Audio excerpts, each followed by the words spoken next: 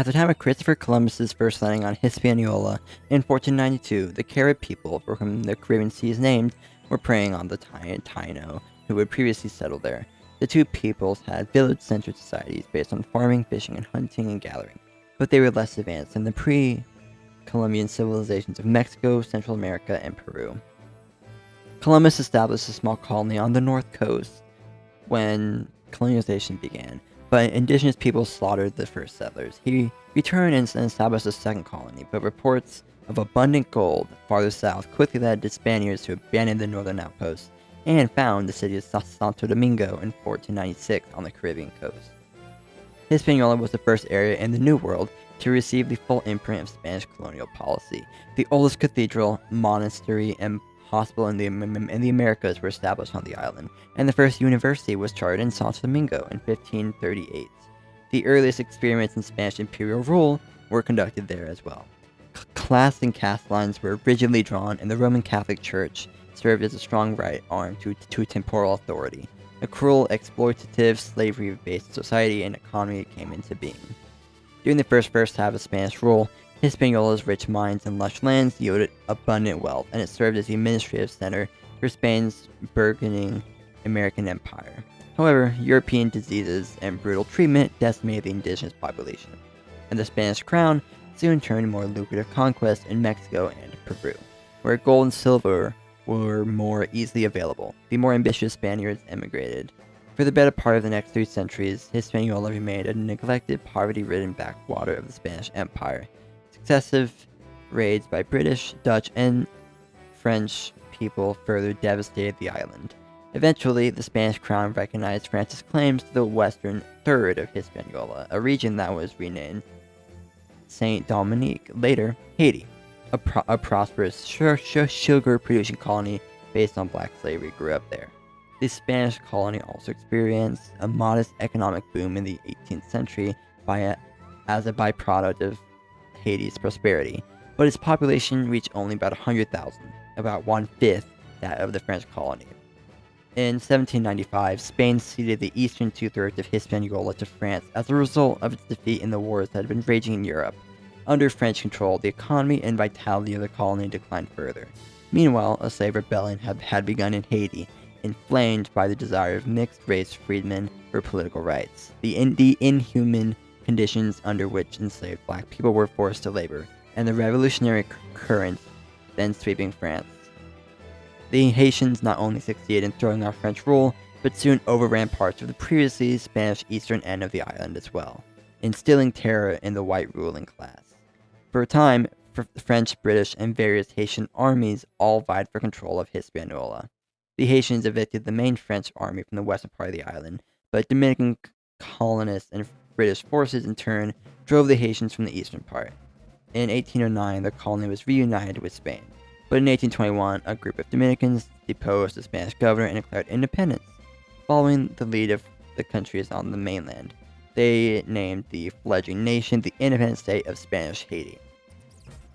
Within weeks, Haitian troops again overran the eastern part of the island, initiating a 22-year occupation.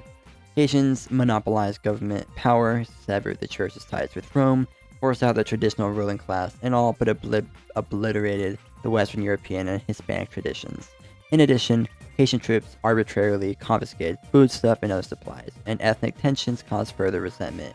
Dominican historians have portrayed the period as cruel and barbarous. But Boyer also freed the enslaved people, and his administration was generally efficient.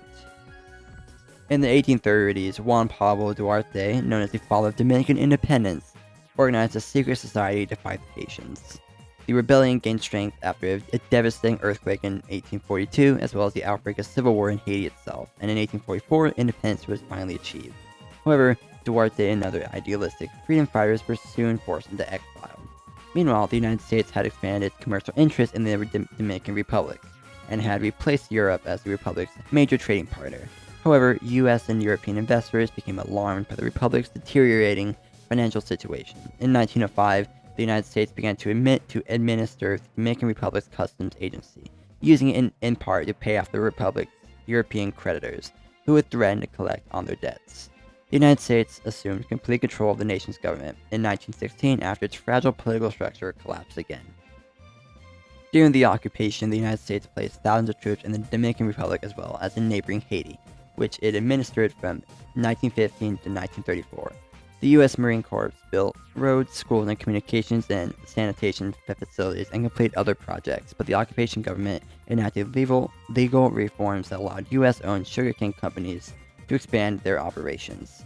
In addition, the Marines transformed the country's cultural life by introducing chewing gum and baseball, a sport that has since become a Dominican passion. Some Dominicans reacted strongly against the occupation forces, which had assumed arbitrary control and frequently abused their authority.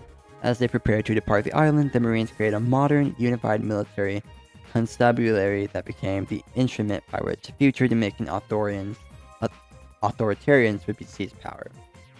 In 1924, Horacio Vázquez won a U.S. supervised presidential election, but he proved to be an incompetent and corrupt leader, and pressure built up for his ouster.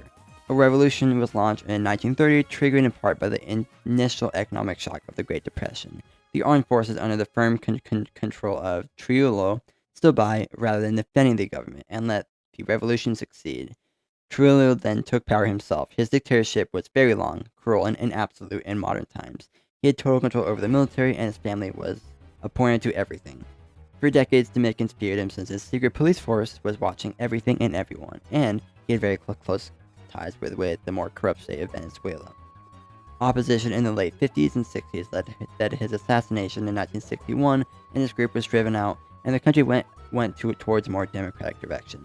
They had no time to rest, since not soon after, in fear of a communist regime like in Cuba, the United States occupied the country for the next year and snuffed out revolts. Ever since, the country has been much more democratic between leaders, yet hurricanes have devastated the country several times.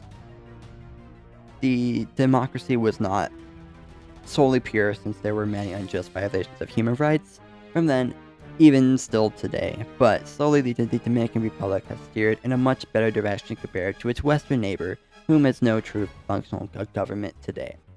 That is it for the history of Dominican Republic. Now for the fun facts. The first fact is that Santo Domingo is the oldest colonial settlement in the Americas. Next is that the Dominican Republic in 1870 almost joined the United States, but Congress had just under a split vote towards annexing the Dominican Republic in the United States. Next is that the Dominican Republic is home to the Caribbean's highest peak, which is Pico Duarte. And also the Dominican Republic is home to Lake Enriquillo, which is the largest lake and the lowest point in the entire Caribbean. And the last fact is that the Larimar is only found in the Dominican Republic, and it being a blue gemstone that is completely unique. Anyways, that is it for this video. I will see y'all next time.